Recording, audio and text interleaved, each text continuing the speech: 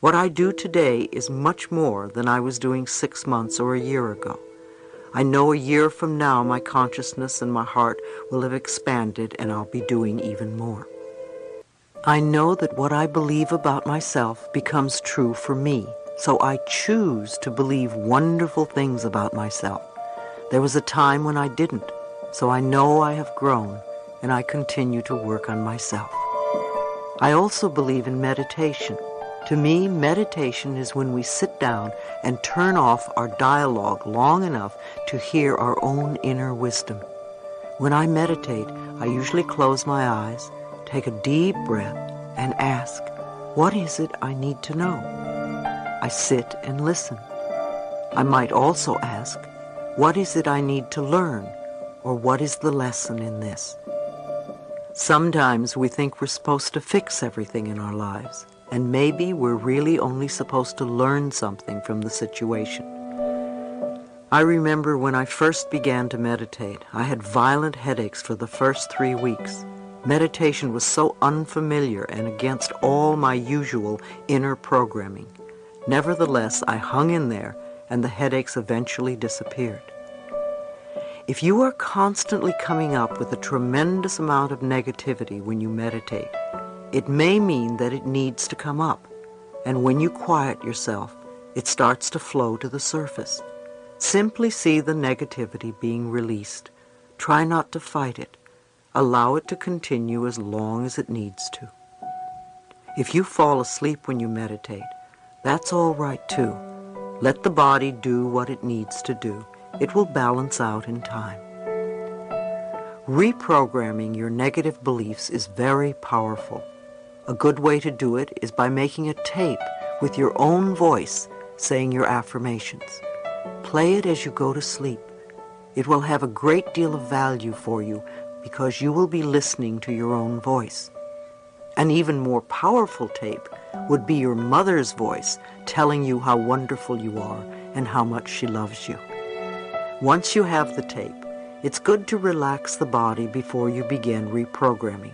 Some people like to start with the tips of their toes and move to the top of their head, tensing and relaxing.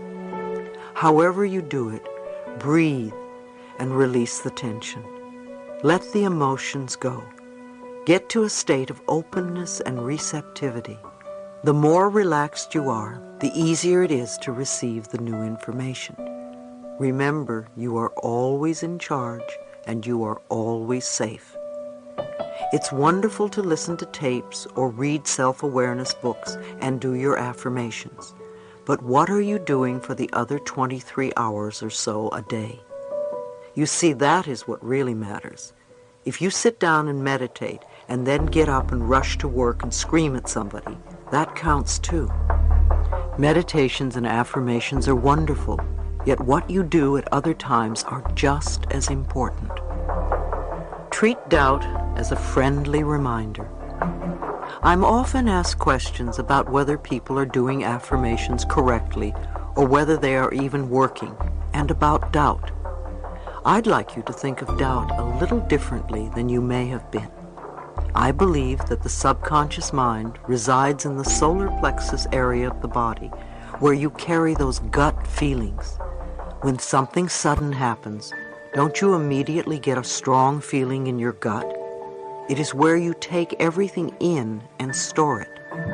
Ever since we were little children, every message we have received, everything we have done, all the experiences we have had, all that we have said, have all gone into the filing cabinets right there in the solar plexus area. I like to think that there are little messengers in there, and when we think thoughts or have experiences, the messages go in, and the messengers file them in the appropriate files. For many of us, we have been building up files labeled, I'm not good enough, I'll never make it, I don't do it right. We have gotten absolutely buried under these files. Suddenly, we do a few affirmations such as, I'm wonderful and I love myself. And the messengers pick them up and say, what's this? Where does it go? We've never seen this one before. So the messengers call doubt. Doubt, come over here and see what's going on. So doubt picks up the message and asks the conscious mind, what's this? You've always been saying the other things. And on a conscious level, we can react in two ways. We can say, oh, you're right, I'm terrible, I'm no good, I'm sorry, that's not the right message, and go back to our old ways. Or we can say to doubt, that was the old message. I have no need for it now. This is the new message. Tell doubt to start a new file, because there will be lots of these loving messages coming through from now on. Learn to treat doubt as a friend, not the enemy, and thank it for questioning you. Use it to strengthen your new beliefs.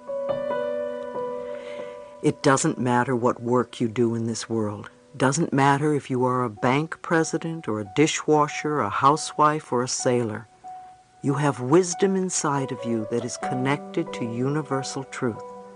When you are willing to look within and ask a simple question such as, what is this experience trying to teach me? And if you are willing to listen, then you will have the answer.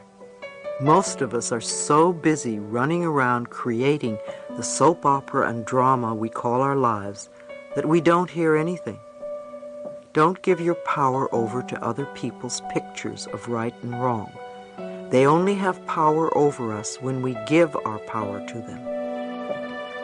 Groups of people give their power over to others.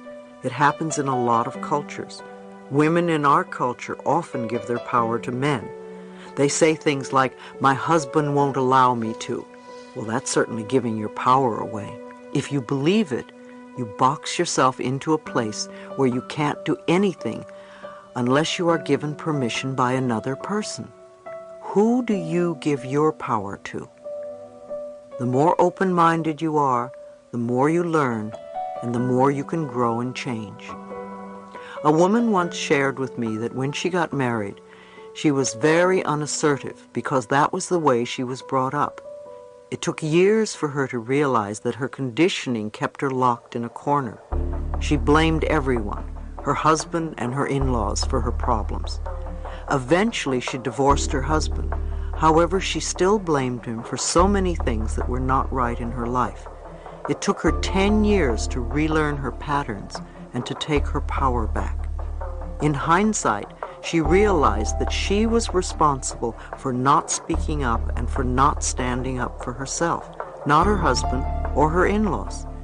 They were there to reflect back to her what she felt inside, a sense of powerlessness. Don't give your power away based on what you read either.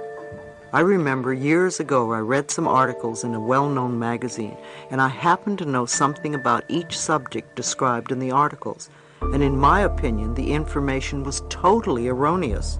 The magazine lost all credibility for me, and I didn't read it again for many years. You are the authority in your life, so don't think that because something is in print that it's always the truth. Inspirational speaker Terry Cole Whitaker wrote a wonderful book called What You Think of Me Is None of My Business. It's true. What you think of me is none of my business. It's your business.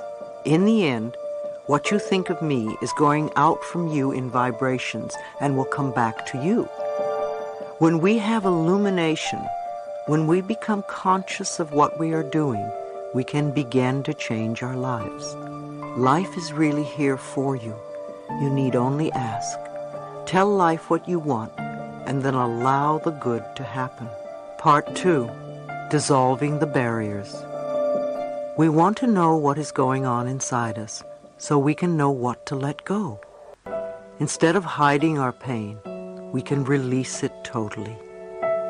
Chapter 5, Understanding the Blocks That Bind You. Chronic patterns of self-hate, guilt, and self-criticism raise the body's stress levels and weaken the immune system. Now that we understand a little more about the power that we have within us, let's take a look at what keeps us from using it. I think that almost all of us have barriers of some kind or another. Even when we do a lot of work on ourselves and clear out the blocks, new layers of old barriers still keep coming up. Many of us feel so flawed that we believe that we are not good enough and never will be. Again, if we find something wrong with us, then we are going to find something wrong with other people as well. If we are still continuing to say, I can't do this because my mother said or my father did, then we have not yet grown up. So now you want to let your barriers go and perhaps learn something different that you didn't know before now. Perhaps one sentence here will trigger a new thought. Can you imagine how wonderful it would be if every day you learned a new idea that would help you let go of the past and create harmony in your life? When you become aware and understand the individual process of life, you will know what direction to take. If you put your energies into learning something about yourself, you will eventually see those problems and issues that you need to dissolve. We all have challenges in life. Everybody does. Nobody goes through life without them. Otherwise, what would be the purpose of coming to this particular school called Earth? For some, there are health challenges, and for other people there are relationship challenges, or career, or financial challenges. Some have a little or a lot of everything. I think one of our biggest problems is that most of us haven't the faintest idea of what it is we want to let go. We know that it's not working, and we know what we want in our life.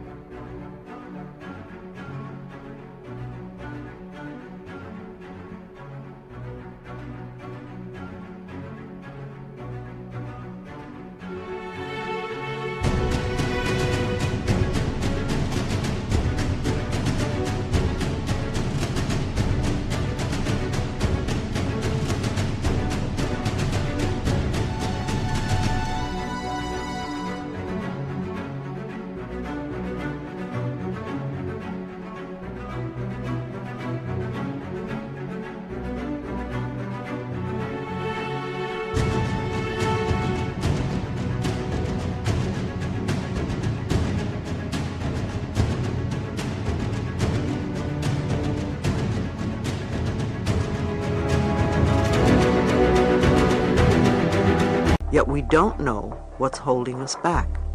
So let's take time to look at the blocks that bind us. If you think for a moment about your own patterns and problems and the things that hold you back, which categories do they fall into? Criticism, fear, guilt, or resentment? I call these categories the Big Four. Which is your favorite one? Mine was a combination of criticism and resentment. Maybe you are like me and have two or three. Is it fear that always comes up, or guilt? Are you very, very critical or resentful? Let me point out that resentment is anger that is stuffed down. So if you believe you are not allowed to express your anger, then you have stored a lot of resentment. We cannot deny our feelings. We cannot conveniently ignore them. When I had my cancer diagnosis, I had to look very clearly at myself. I had to acknowledge some nonsense that I didn't want to admit about myself. For instance, I was a very resentful person, and I carried a lot of bitterness from the past. I said, Louise, you have no time to indulge in that anymore. You really must change. Or, as Peter McWilliams says, you can no longer afford the luxury of a negative thought. Your experiences always reflect your inner beliefs. You can literally look at your experiences and determine what your beliefs are. Maybe it's disturbing to consider, but if you look at the people in your life, they are all mirroring some belief you have about yourself. If you are always being criticized at work, it is probably because you are critical and have become the parent who once criticized the child. Everything in our lives is a mirror of who we are. When something is happening out there that is not comfortable, we have an opportunity to look inside and say, how am I contributing to this experience? What is it within me that believes I deserve this? We all have family patterns, and it is very easy for us to blame our parents or our childhood or our environment, but that keeps us stuck. We don't become free. We remain victims, and we perpetrate the same problems over and over again. So it really doesn't matter what anybody else did to you or what they taught you in the past.